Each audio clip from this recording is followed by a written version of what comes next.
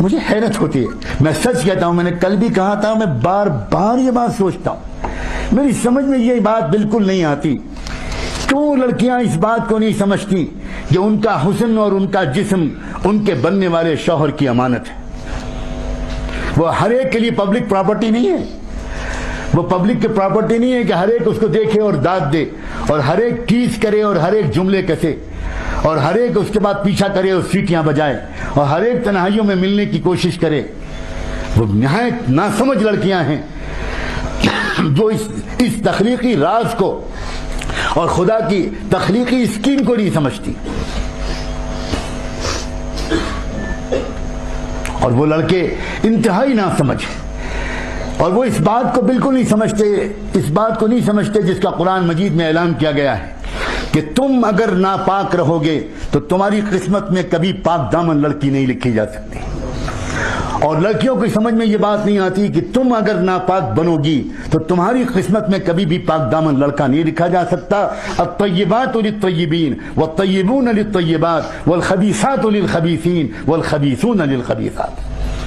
اللہ تعالیٰ نے صاف فرمایا دو قسم کے لڑکے ہیں اور دو قسم کی لڑکیاں ہیں، دو قسم کے مرد ہیں اور دو قسم کی عورتیں ہیں، ایک طیب مرد ہیں، ایک طیبات لڑکیاں اور عورتیں ہیں، جو طیبات ہوں گی ان کو طیبون ملیں گے، جو طیب لڑکے ہوں گے ان کو طیبات ملیں گی، اور جو ناپاک لڑکے ہوں گے ان کو ناپاک لڑکیاں ہی ملیں گی، اور جو ناپاک لڑکیاں ہوں گی ان کو ناپاک لڑکے ہی ملیں گے۔ چنانچہ جتنی لو میرجز ہوتی ہیں اور جتنے پیار محبت کے داستانوں کے بعد جو لوگ شادی کا رشتہ پارٹنر بنانا پسند کرتے ہیں، شاید ان میں سے 80-90% شادیاں ٹوٹ جاتی ہیں،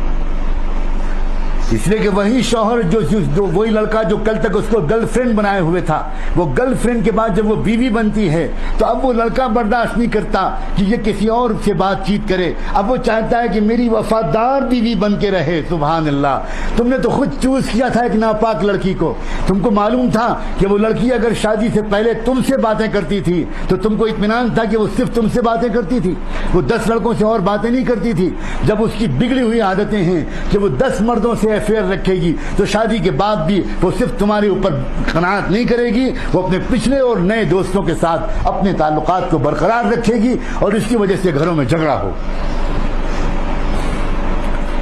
اسلام بڑا دین فطرت ہے، اسلام بڑا خوبصورت ہے، اسلام سائنٹیفک ہے، اسلام نیچرل ہے، اسلام محمد رسول اللہ صلی اللہ علیہ وسلم جو دین لے کر آئے وہ پورا دین اور پوری شریعت یقین مانو میرے اور آپ کے مسائل کا حسین ترین حل ہے۔ اپنی نگاہوں کو کنٹرول کرو،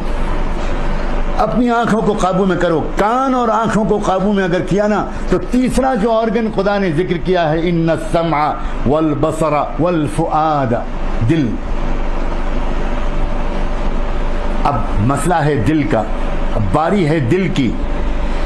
جس کسی نے اپنے کان کو بھی بچا لیا اور اپنی آنکھوں کو بچا لیا، گویا اس نے اپنے دل کو بچا لیا، اور جس نے اپنے دل کو بچا لیا، اپنے غلط خیالات سے دل کو بچا لیا، اس نے دراصل اپنی زندگی کو غلط اعمال سے بچا لیا، اس نے اپنے آپ کو گناہوں سے بچا لیا، اس نے اپنی زندگی کو برباد ہونے سے بچا لیا، اس نے اپنے سیرت و کردار کو داغدار ہونے سے بچا لیا۔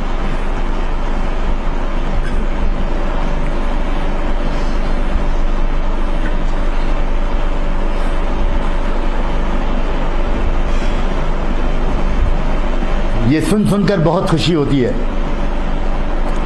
کہ اللہ کا شکر ہے کہ باوجود اس کے کہ بہت ماحول کو خراب کرنے کی ڈیلیبریٹ کوششیں کی جا رہی ہیں اور نادانی میں بھی بہت سی غلطیاں ہو رہی ہیں، لیکن اس کے باوجود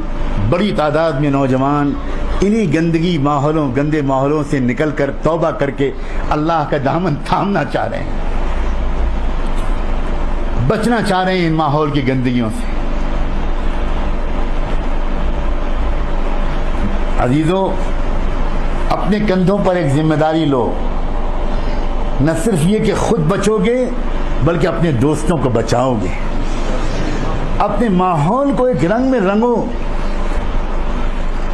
اپنی پڑھائی میں بھی ایکسلنٹ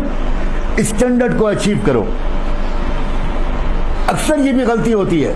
کہ جو نوجوان دین کی طرف آنے لگتے ہیں وہ اپنی اکیڈمکس میں اور اپنی اسٹڈیز میں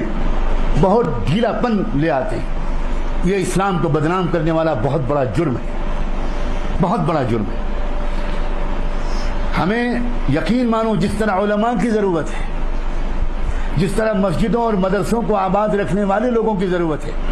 ویسے ہی ہم کو ہزاروں بلکہ لاکھوں کی تعداد میں ایسے پروفیشنلز کی ضرورت ہے جو اپنے پروفیشنز میں بھی ایکسیلنٹ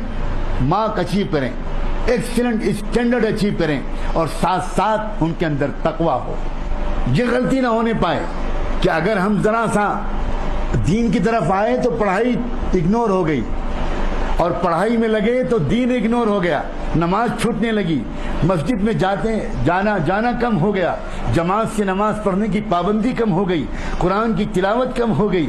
درود شریف پڑھنے کا اہتمام کم ہو گیا, اللہ والوں کے پاس جانا کم ہو گیا, بزرگوں کی خدمت میں حاضری کم ہو گئی. یہ غلطی مت کرو. زمانے کو جو بدل پائیں گے لوگ, وہ بدل پائیں گے, وہ نوجوان, وہ لوگ بدل پائیں گے جن کے اندر دونوں چیزیں ہوں گی, جن کے اندر ویلیوز بھی ہوں گے اور جن کے اندر پروفیشنلزم بھی ہوگا. اپنے اپنے میدان کا جو بھی آپ نے اپنے لیے میدان چنا ہو,